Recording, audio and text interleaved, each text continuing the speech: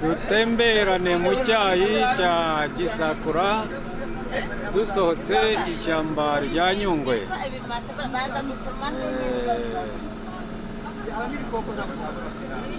Ni icyayi cya Gisakura,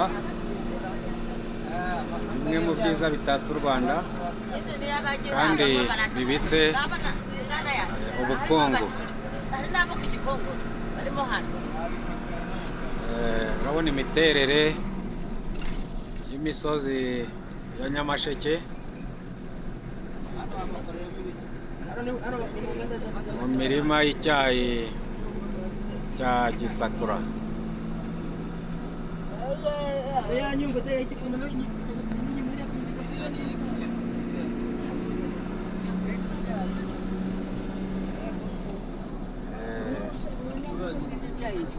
Iki ni icyayi cya Gisakura.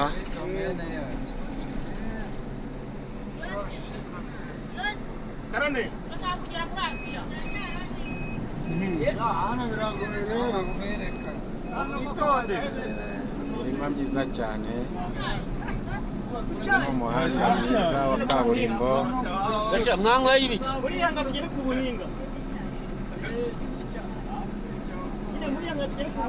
utatse ubwiza buhebuje, umuhanda mwiza utunganije,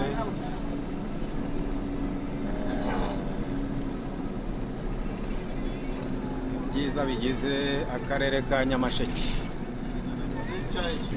Higanjemo ubukungu muri aka karere, nk'uko mubizi ko akarere ka Nyamasheke kaba no ku isonga mu bijyanye n'ubukungu bw'amakawa. Urabona ko n'ubukungu bw'icyayi ariko bimeze neza. Ku bakunzi bacu rero dukomeje kugenda tubagezaho ibyiza bigize igihugu cyacu. Nk'uko mubizi dukunda kubagezaho n'ibintu by'umuco nyarwanda, kugira ngo murabona ko n'ubukungu bw'igihugu bumeze neza.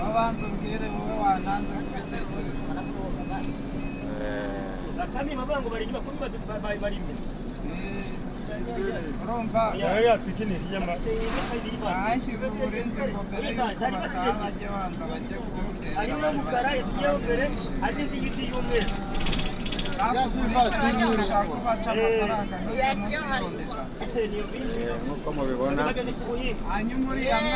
turimo turerekeza nyine hafi y'Ikivu. Kanya gato turaza kubereka n'ikindi cyiciro kirimo ubwiza bw'amazi cyangwa se ibiyaga.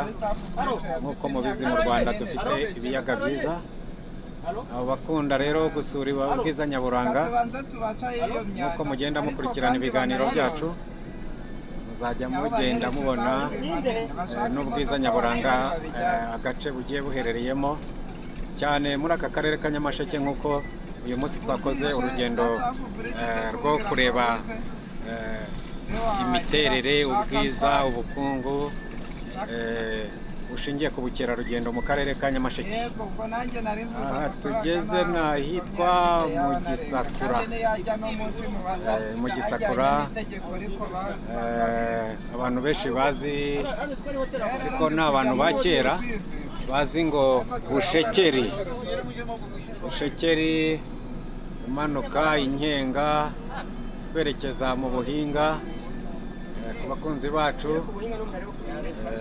turi kugenda tubereka cyane ubwiza bw'imiterere y'igihugu cyacu n'ubwiza nyaburanga.